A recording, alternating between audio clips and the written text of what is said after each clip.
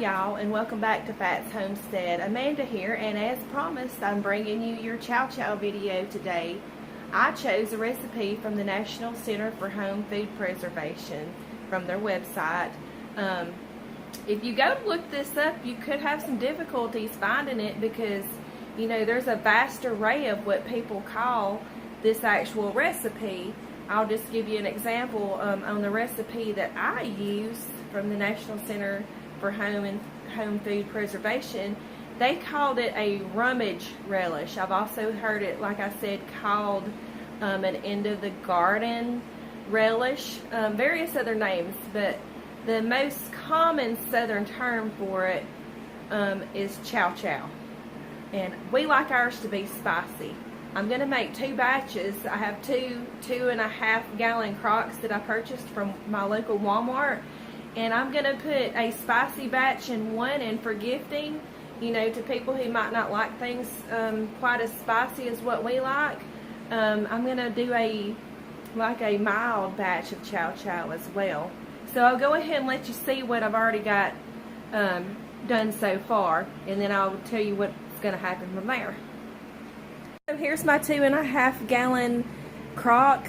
What I've done is I've chopped up some cabbage. I have 1 quart of cabbage in each crock, and I have about 3 quarts of tomatoes, mixed green and red tomatoes in each quart. From there, it's calling for onions, cucumbers. You know, it's just basically to use up the stuff that you have at the end whenever your gardening season's over. It's a good way to have a nice relish that you can eat with your beans or peas.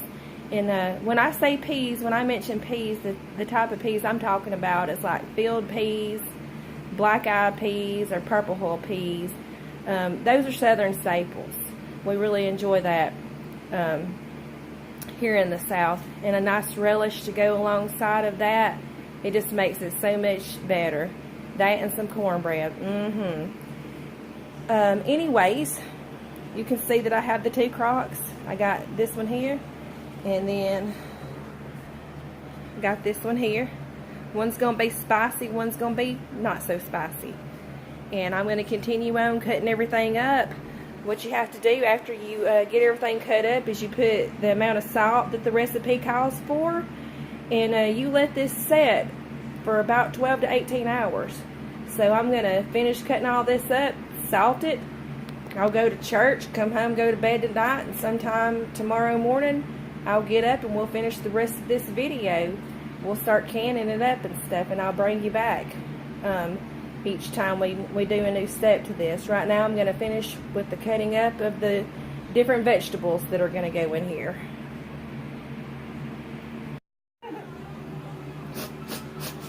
I'm crying a little bit, y'all. I'm just so happy to be making some Chow Chow. No, what it is the onions has done got to me. Yes, and I forgot to mention this in my previous little clips that I am cutting all this up by hand because I'm a little bit particular on some things, that is. But what I'm wanting to do is once you soak this in the salt, or once you cover it with the salt, it's going to pull a lot of water out of these vegetables, and they're going to shrink up some. So if you want to have anything left at all, it needs to be kind of big. You can't make it big if you use the food processor. You might pull it through quick, you know, but you still gonna get that stuff too little, y'all. And we want something to be there once this stuff all the salt gets a hold of it and takes all that water out. So just let me show you. I've cut up some onions. I'm gonna split them up, and half gonna go in the spicy one and half gonna go in the non-spicy one. But my sister's helping me. But my sister's helping me, but I tell you what, Lord Jesus, don't hand her the camera, okay? Alright? Been there, done that, bought the t-shirt, okay? Don't hand her the camera. She ain't gonna record you. She's just gonna take your picture like you gonna pose and, yeah, I'm posing making some stuff. Or some, I'm posing making some, Chow Chow. You know, take my picture while I make this Chow Chow. she is cutting stuff up. Look, and there she is cutting stuff up over there. She is on the ball. You know, I'm her biggest motivator. I mean, she made me cut up the onions, but look, it's good to have fun, and it's good to have help and cut up while you're doing things like this to break the monotony and everything. And that's what we do. We keep it real in here in FATT's Homestead kitchen. Okay, here's all of our onions. We're going to split those up. And I'll bring you back when we add some more stuff. Okay, we're back. We got everything chopped up in there. This is going to be my spicy one. I even left the seeds to the peppers in there. And you can tell I got a mess everywhere in here, y'all. But this is going to be the spicy one. So what I'm going to do now is I'm going to add half a cup of salt. Oh, and my celery that I have in there, it was frozen, because we don't eat that stuff. I think it's nasty. It's sick. It's pretty good flavoring for some of the recipes that you might put it in and stuff, but I ain't eating no raw celery. That's just gross. Anyways, when I buy it, I have to chop it up and put it in the freezer. So this is going to be my spicy vat right here. And that's my sister in the background. We're trying to get everybody some supper ready, because they're getting off the bus and getting home from work. Like I said, our oldest boy, he works a full-time job. And then my niece, she just got off the bus, and they're all like, where's our supper at and stuff. So my sister's pitching in and helping, because we got to get to church. Okay? Like I said, this is a really good way. I'm going to go ahead and add that salt. When the garden's ending, say you just have a little bit of this and a little bit of that. You know, this is a good way to keep from wasting anything, to go ahead and use this little bit of this and that little bit of that. And there's my 4 o'clock cup of coffee that I don't normally have during the summertime, but I am today. This helps use everything up, and it makes a really nice accompaniment to your peas and your beans. This is going to set for 12 to 18 hours. We're coming back tomorrow. We're going to can this up. Now you might say, how am I going to keep that chilled out? I'm going to set this over the top of my air conditioning vents. Yes, I am.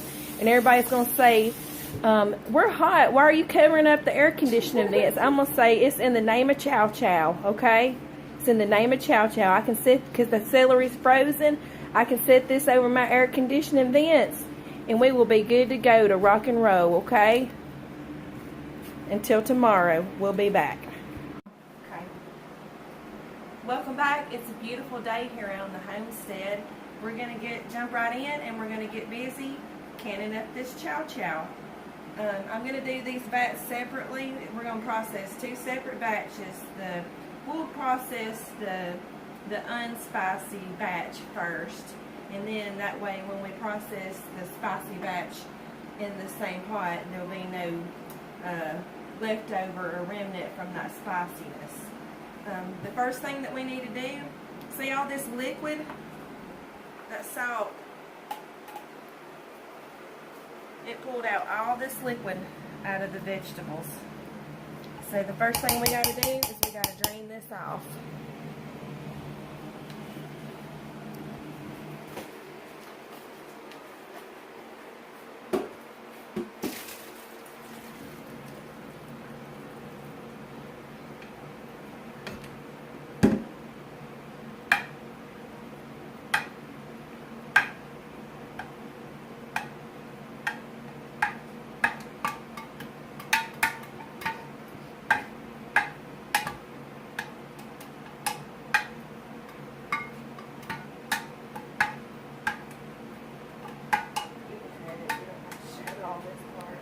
Okay, so as you can see, we are draining our Chow Chow.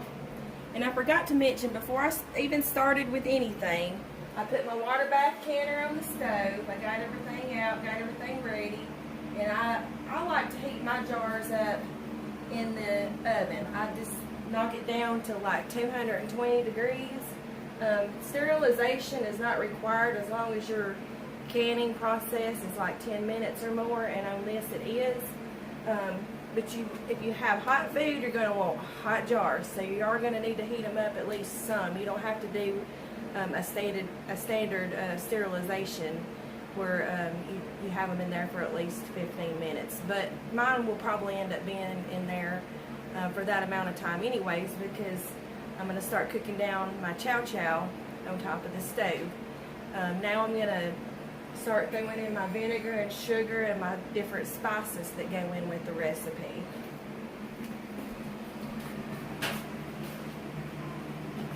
My recipe calls for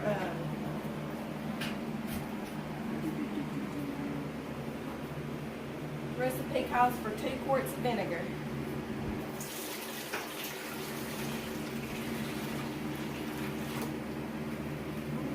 Fire that up.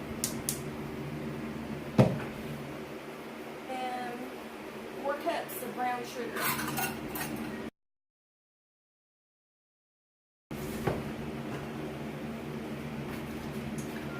We're going to need some minced garlic.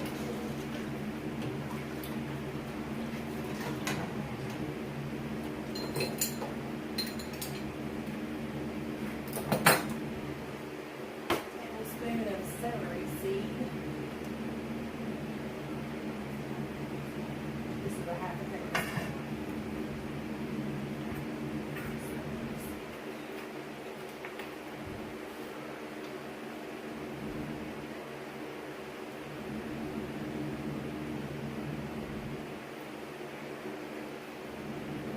These are half a tablespoon. This is one, or this is a half a tablespoon measure. That's one for 2.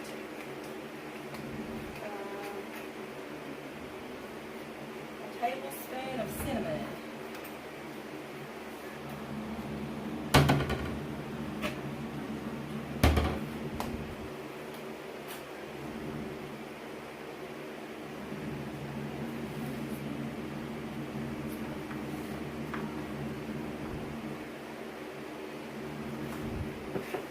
Sometimes some of these ingredients are kind of weird.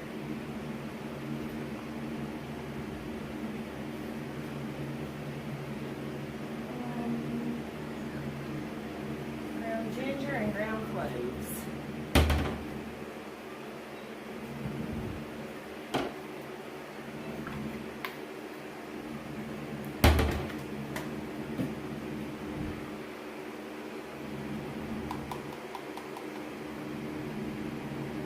How much brown ginger, Amanda, and how much brown cloves? Well, the recipe calls for a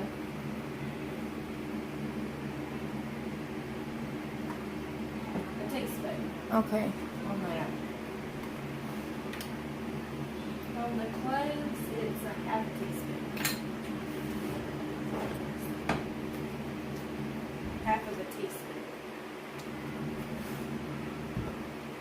I love the way that smells for some reason. Is it ginger? This is cloves. Let me smell it.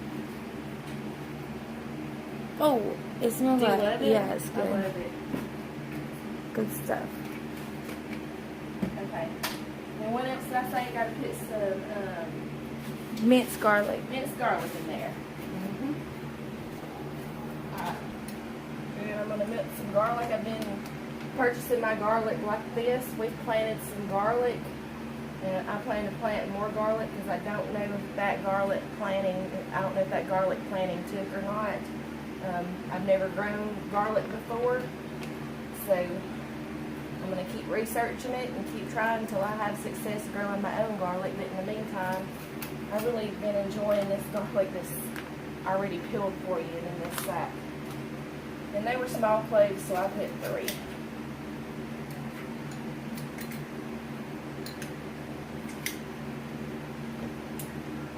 I don't have any mustard seeds, but I do have a bag of pickling spice somewhere around here.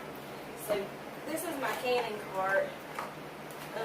Usually I have it tucked away in my pantry, but it's been so much canning going on that I just kind of leave it out during the canning season. So it looks a little bit tacky, but I mean, there's no sense of putting it up, bringing it back, putting it up, bringing it back. So it sits there for a few months during canning season.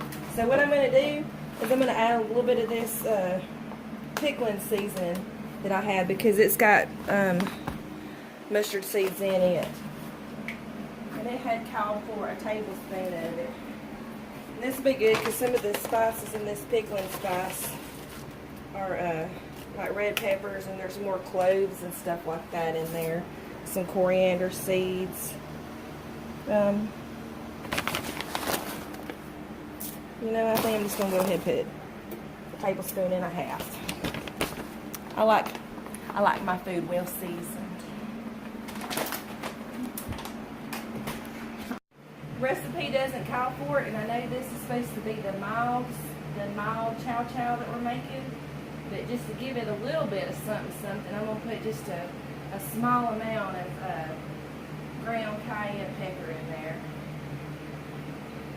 Okay. This recipe, this is like a teaspoon red pepper that I put in there. I didn't chop up any kind of hot peppers at all to go in there, so this will give it just a little bit of something. Also, just because I like it and I think it's one of the most wonderful herbs on the planet, I usually take this every day, but I haven't been lately because I haven't had the need to, but it's turmeric. I just think this is a really good herb to have on hand. It's very beneficial. So I'm going to put about a teaspoon of that in there. You know what? I'm going to put a tablespoon. Okay. There we go. And turmeric also has a little bit of spiciness to it. And you put it in that, when you put it in your recipes. So that's going to give it a little bit of something too. All right.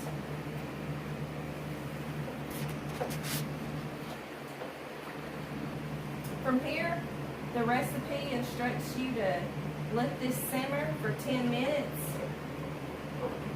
so that all these spices can kind of infuse in with the vinegar. After you infuse these spices in with the vinegar for 10 minutes, it tells you to add your chopped vegetables. Excuse me, the vinegar's getting to me. It instructs you to add your vegetables and simmer those for 30 minutes. And then you can go on to can it. So we'll bring you back.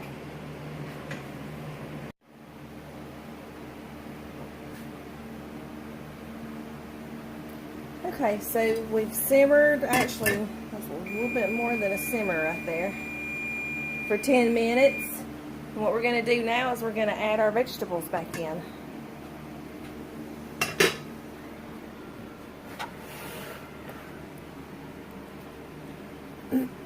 These have been draining this entire time, so we're just going to scoop them back over in there.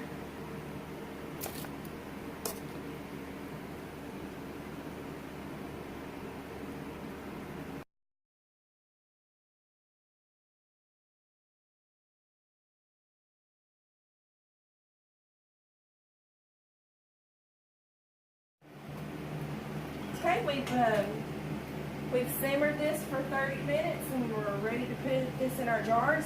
One thing that I did fail to mention previously is on your vinegar, make sure that you're using a 5% acidity. If you do not, since you're canning all kinds of low acid foods, you could potentially can something up that's not safe. So always be sure whenever you're purchasing your vinegar that it is 5% acidity, y'all. And you can kind of tweak some of the spices a little bit, but just be careful if you've never seen it in a canning video or a canning recipe or a canning recipe before. You know, if it's a spice you've never seen in a canning recipe before at all, I probably wouldn't use it because some stuff gets to tasting a little bit different whenever you try to process it and can it and stuff. So I've used turmeric before in other relishes and different things like that, so I know that that's something that I can use. So I'm going to go ahead and start canning this up. I got all my jars heated up. Right over here I got my lid simmering. I'm hearing different things on this that you don't have to do that step. You can just, anyways, I've done it today for demonstration purposes. It's not boiling water, it's very hot water. Okay? You can have your water simmering, but just don't boil it. So I'm going to take this ladle and I'm going to start ladling this Chow Chow into these hot jars. They just come out of the oven. They were in there for a while at 220 degrees. You're going to can this. You need a 1/2 inch headspace of that. And there is an actual tool that you can measure your headspace with.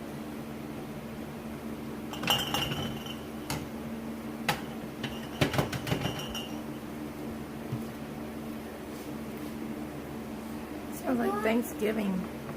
I gotta get something for Toby. Probably I can get it with the sword. So that right there, that's going to be a 1/2 inch headspace. This same tool that you check your headspace with is to be stuck down inside your jar, and you just go around it. You're going to make sure that you pull all the air bubbles out. Now whenever you do that, hold on just a minute, I got a young one I'm tending to. Okay, so we got him taken care of. What I'm doing is getting all the air bubbles out. Now when you do this, you may see that your headspace, that it grew. It's the same tool. Okay? So at this point, you can add a little bit more if you want to. Okay?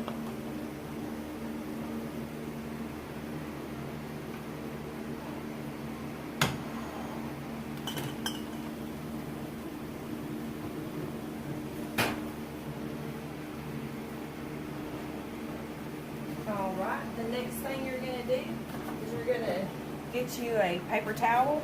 Just fold it up a few times. Put some distilled vinegar on there.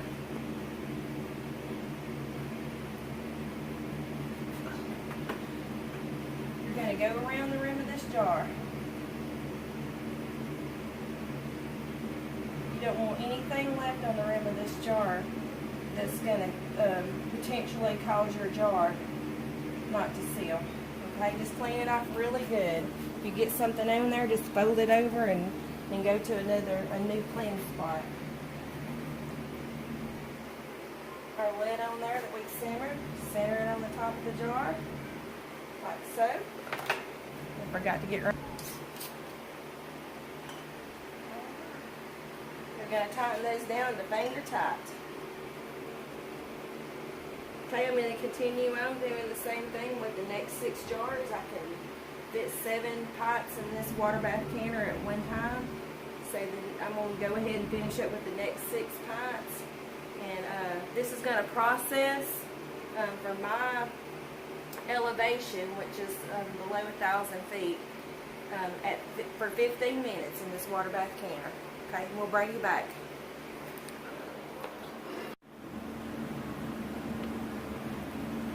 Alright, so all my jars are in there. The water's boiling. I got 1 inch of water covering up the top of the jars. I'm going to put the lid on there. And that's going to go for 15 minutes now.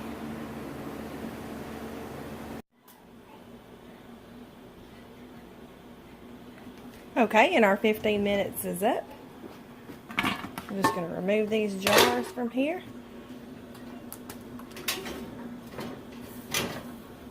And I love my, which they get dirty real easily, but I love my silicone pot holders. I love them.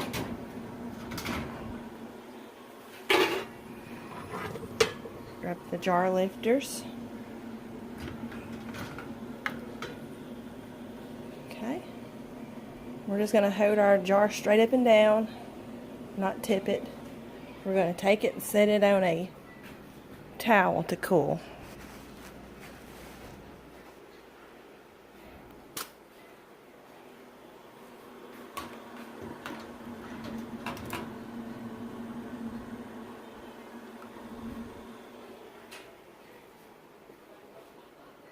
And this is just an old kitchen towel that I have, that I keep around for this purpose.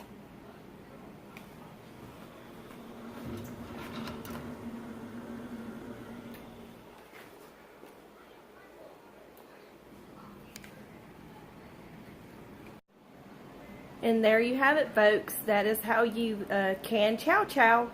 I'm going to continue on assembly line style. I've got my spicy that I'm ready to process through, and it's going to go exactly the same, except that it has spicy red peppers that I added from my garden to that recipe. But I've got the Chow Chow here on the counter.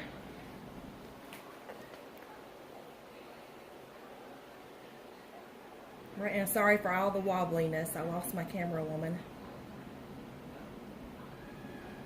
Okay. And something else I'd like to mention, there's lots of tools that can be very useful for canning. And one of my things that I like to have on hand that I use all the time for canning is my electric kettle.